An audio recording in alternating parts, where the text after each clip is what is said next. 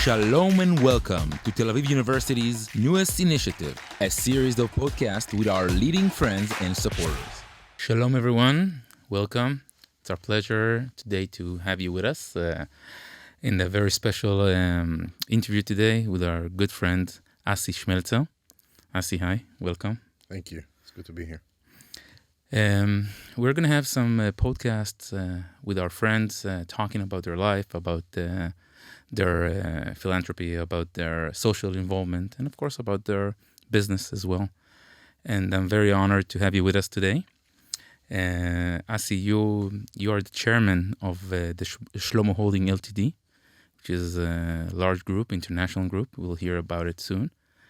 And today, especially today, we have a war going on in our country. You're married to Daphna and have 3 children. And you've been an officer in the IDF a long time ago. And I wanted just to have your thoughts about the situation right now, your feelings. Well, first of all, thank you for having me here. It's a great honor. And when you made the presentation, that was so many years ago. I joined the army at 1988, and I served as an officer in South Lebanon. So whenever you hear about whatever happens in the north, the attacks, the bombings, I practically visualize those places, those villages that I used to serve in. Just to remind you, during those days we had the safety zone. So the IDF was in the safety zone alongside with the South Lebanese army, which was Lebanese army, which was trained by the Israelis. And its mission was to protect our borders 40 kilometers north of the borders of Israel. Kind of remind us where we need to be these days. Hence the safety zone.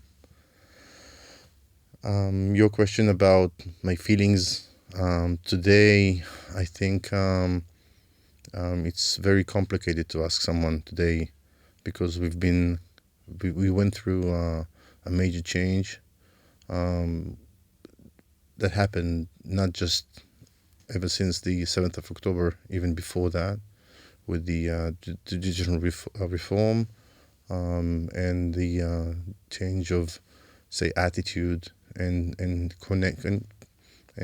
communication between and the solidarity we were so proud of, all of us. And just a few months ago, just before the 7th of October, we've been dealing with arguments and fights and discussions and bad feelings among each other. And from business perspective, not, of course, it damaged everything, but even from business perspective, it made a lot of damage. I think, tourism-wise, business-wise, security, stability, everything was unstable. It was very difficult to walk around and be proud of where we are and, the arguments that we're going through. And then the 7th of October came, and world collapsed on us. And I think a lot of us are seeing Israel in a different light.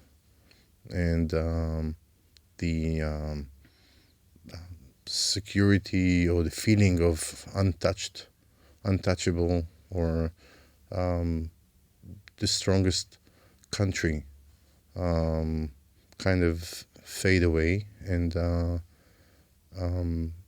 we are building ourselves right now. No, that's a very, very long answer I'm giving. It's okay. But I really thank you. That's exactly how people now express their feelings, because the feelings are very intricate. You are, as I said before, the chairman of a very international group, the Shlomo Group. You have from green environmental things to real estate and of course all the automobile. Maybe you can describe a little bit what is the Shlomo Group. Tell us a little bit about what are you doing locally, internationally. Well, Shlomo Group is the founder of Shlomo Group was my late father, Shlomo Shmeltzer, who passed away in 2014, almost 10 years ago. And he started alongside with my mom, basically with nothing. And his first business was renting cars. His first customer was the IDF, when he was renting cars to the IDF at the beginning. And over the years, we grew. We are three brothers. I have a twin sister and a younger brother. And we were kids growing in a working parents' house, which means that both parents left the house, left home early morning.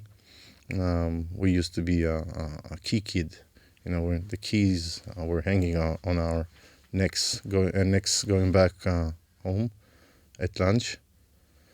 And we grew into the business, all of us. My father was very strict about our paths and the way and things that we need to do. I'm looking at my kids today and the way I was educated, or I would say ordered. These days you cannot say ordered to your kids, but I was basically tuned and guided without any choice to do the army, as become an officer, and then to go to the university to do your BA and then your MBA. Without that, there is no entry into the business. And then once I graduated, I came back. I studied abroad, and I came back and I joined my father, and I've been working with him ever since then. So our businesses, if you want to organize them, we have about 5 pillars. First one is the automotive, where we are running the biggest leasing and car rental company in Israel. With that, I'm including the sales of the used cars, finance company, and many other services, garages, workshops, everything that is synergetic to the car business, to the car rental business, car leasing, operational leasing, financial leasing. So this is one pillar. The second pillar is insurance. We own an insurance company, Shlomo Insurance.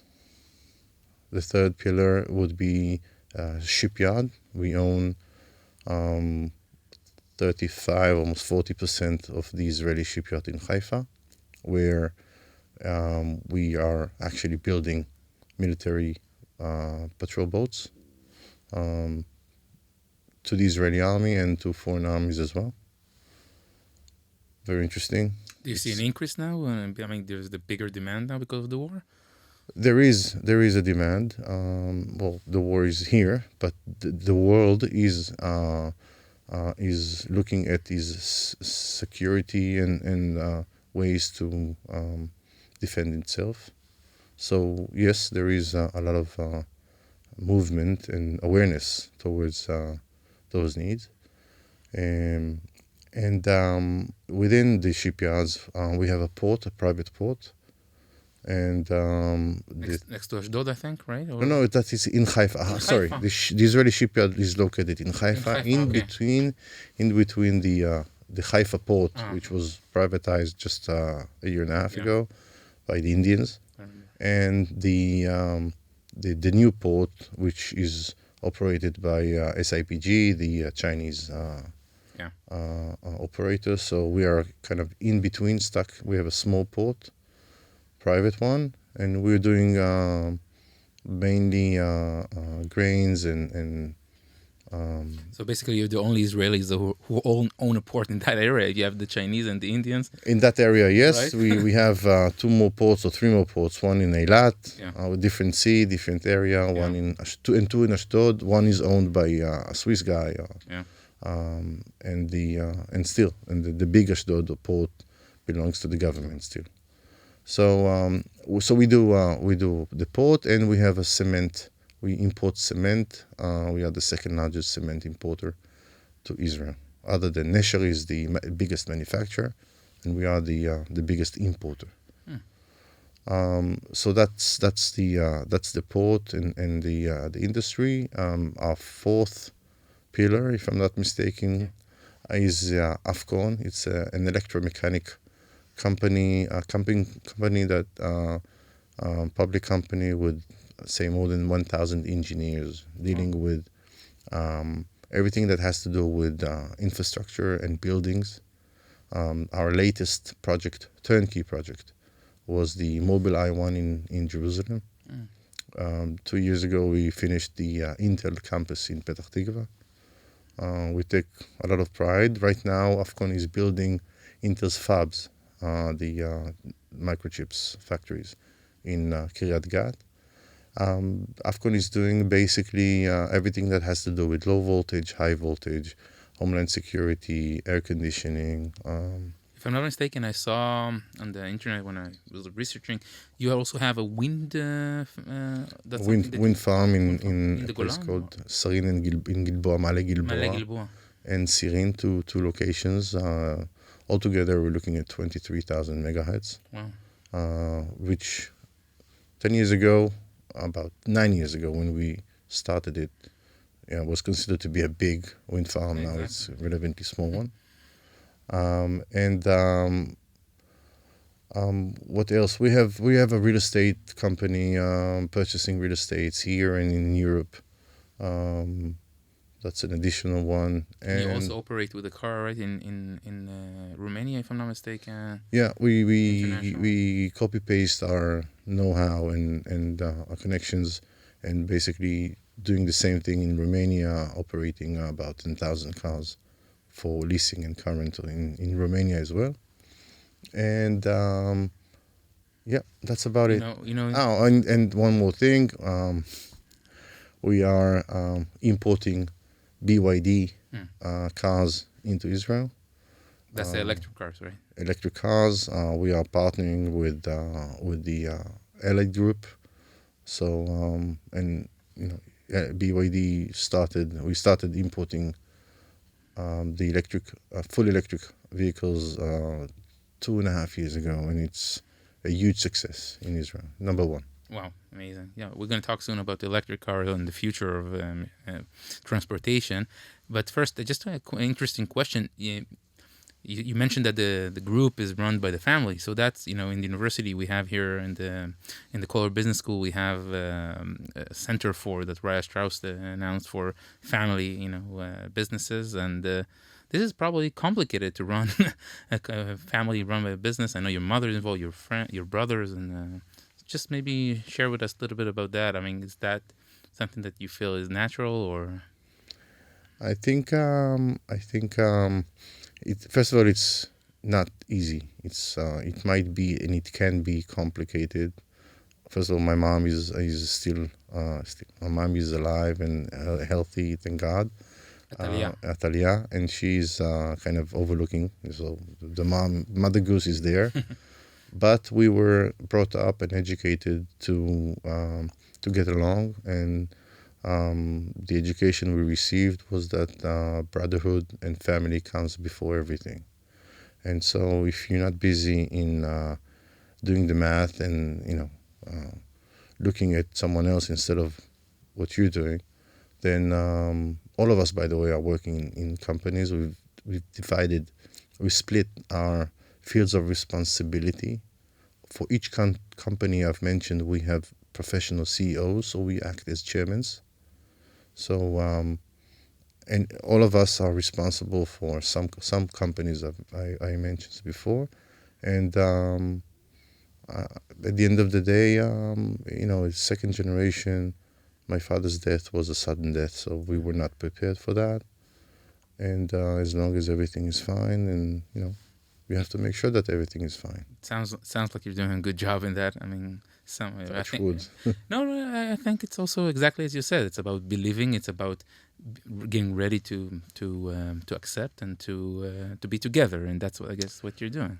I think, and this might answer some of your questions. My father left a legacy. The Shlomo Group and the Shlomo Foundation and everything that we are doing is for the sake of the Shlomo Foundation, or just a heritage. So it's not about me or about anybody else. We are serving the brand. We're serving the legacy. The vision of your father. The legacy gives us fruits, which is fine. We enjoy that, but we have to protect and serve that the firm. And as long as we are looking after it, it will give us back. It's amazing. No, really, very amazing. I want to ask you about your professional side. We talked about the cars and the future and transportation. So we're going to talk soon about you establishing the university, the Shlomo Holdings Institute for Smart Transportation. But when we look at, you talked about electric cars.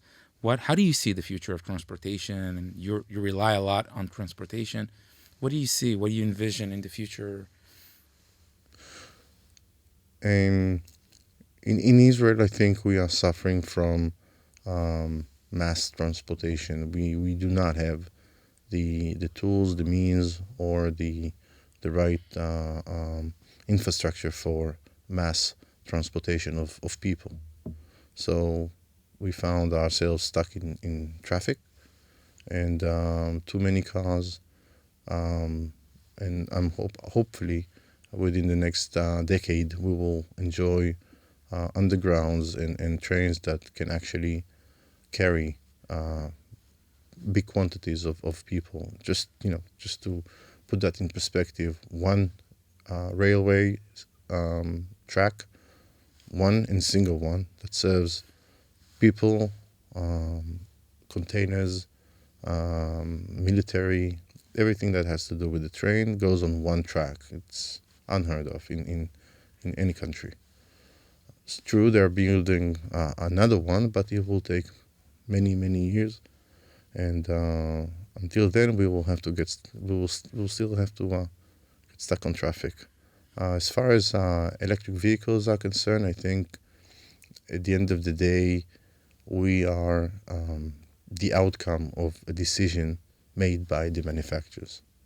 So basically we drive what they manufacture.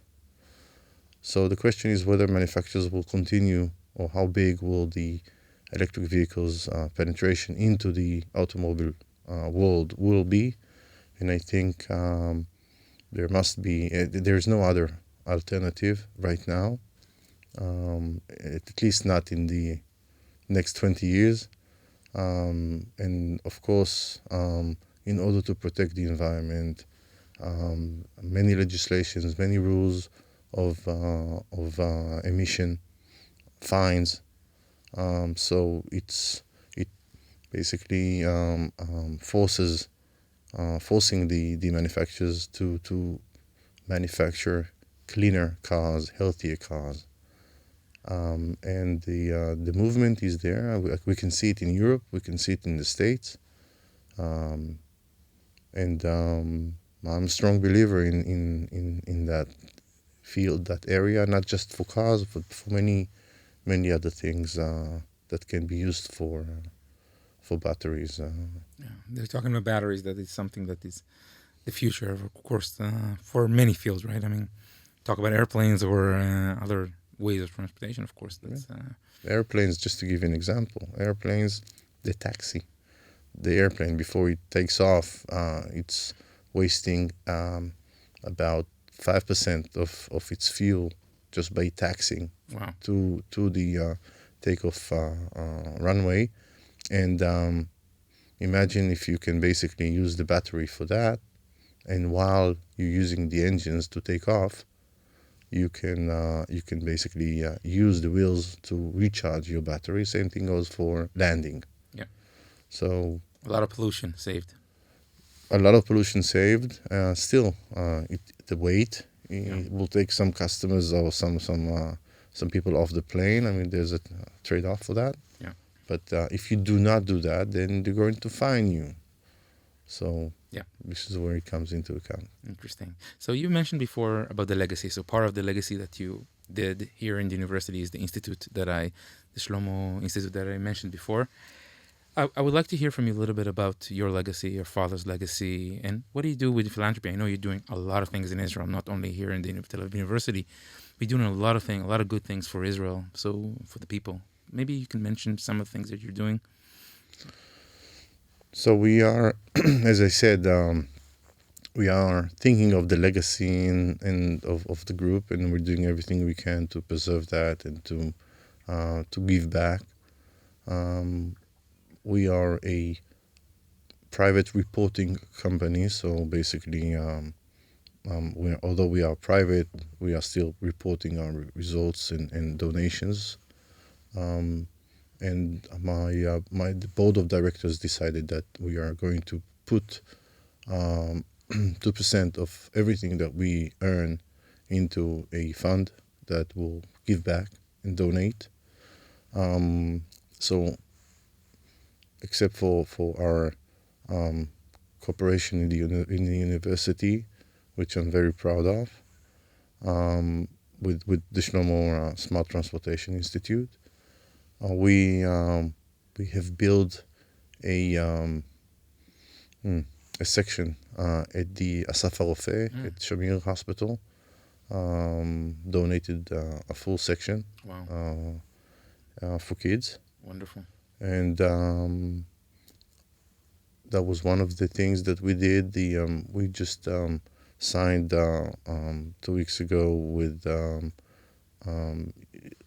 the organization for the IDF cripples, disabled. The disabled soldiers. one. They're opening Bet Halochem, the club in Ashdod. Wow. So we're going to donate their unfortunately gymnastic. much needed now in those days. We have so many wounded soldiers. Exactly. Good so we are looking for big targets, big aims. So the donation will be worthy and focused and big enough. It's a great honor, and I'm very happy we can do that. No, I mean, you can see, dude, you never, just from the university point of view, never ask for any credit or any you're doing it very humbly, and this is very nice of you and your family. I know all of them, you are very much involved in this, and this is something which is very worthy. I know we don't have a lot of time, but I just want to maybe few advice for the next generation, for younger entrepreneurs, people that are listening here. We have people from around the world, Israelis and non-Israelis, and you're definitely someone I would consider entrepreneur. You're a visionary, you are an industrial, you're a businessman, and you're also next generation. I don't know if I told you, I think we spoke about it once. I was lucky many years ago to meet your father. I sat with him when I was a young, I would say, NGO guy, and I sat with him, and he was in his office. I think it was, next to Asaf HaRofeh, you had an offices there. Still there, right? So, and he was wisely looking at me and very, very nicely, no ego, just I was young, and he gave me such wise advices for the future of my life. So I have a warm heart, spot in my heart, place in my heart for your father. So just mentioning that for many, many years ago. But maybe if you can just, your insights, or we have people that are with us, so maybe your thoughts, or what should be someone who wants to go forward. I think, first of all, just to comment on what you said, usually kids, when they grow and, they marry and they have their own kids, they talk to their parents every week. And, they see them once a week or once in 2 weeks and, for a few hours. So the grandpa is kind of, hugging the kids, grandkids and everything. These are the normal ones, okay? I'm not talking about the parents, the working parents. I was very fortunate, although there were days where working with your father is not an easy task. But, and we had some difficult days. It's a very good day and many good days, but some difficult ones. But I was very fortunate. Once he passed away, I was very fortunate, since you've mentioned him, that to have spent 20 years, full years, every day, spending time with him. And only when he was gone, I actually realized it and appreciated that. So my tip or to the generation, if you would have asked me before the 7th of October, I would have told you that the young generation needs to think about the other rather than just thinking about themselves. But come to think of it, after the 7th of October, I realized that that was not. That might have been the assumption, but having seen all those young people fighting together and staying together and keeping solidarity and helping each other, I think we have a great nation, very, very talented and Capable. capable and fighting spirit and really very admirable generation. And what I can say right now is don't lose hope. Common sense will prevail at the end of the day, and the whatever makes sense definitely it might be difficult. We will have to fight in order to achieve what we think need to be here. But I am optimistic about the future of Israel, and I'm optimistic about what's going to happen with us. In spite of our arguments and everything, we will find a way to stay here, to fight. We will have to fight. We have no other choice, but there are ways of doing it. Yeah. And if you ask me whether I'm going to continue investments in Israel rather than just taking money out, then I'm definitely staying here and planning in making the investments of future investments in future businesses here. I think there is no other great place there's no other great place than here in Israel. And we should be very proud of ourselves. Recoup, Yeah. get over it. We will prevail, absolutely. And continue. Asi, I wanted to thank you very much for this amazing podcast. Really interesting, and I think that a lot of our listeners and viewers will learn a lot about it. And really, just maybe we should end up, first of all, continue doing good for Israel, for Am Yisrael, and for state of Israel. And maybe just wishing, of course, and joining the prayers for all our kidnappees and soldiers to come back home safely. We're all praying and wishing, and with that, I bid you goodbye, and thank you everyone for joining us. Toda rabba. Toda. Amen. Toda, Asi.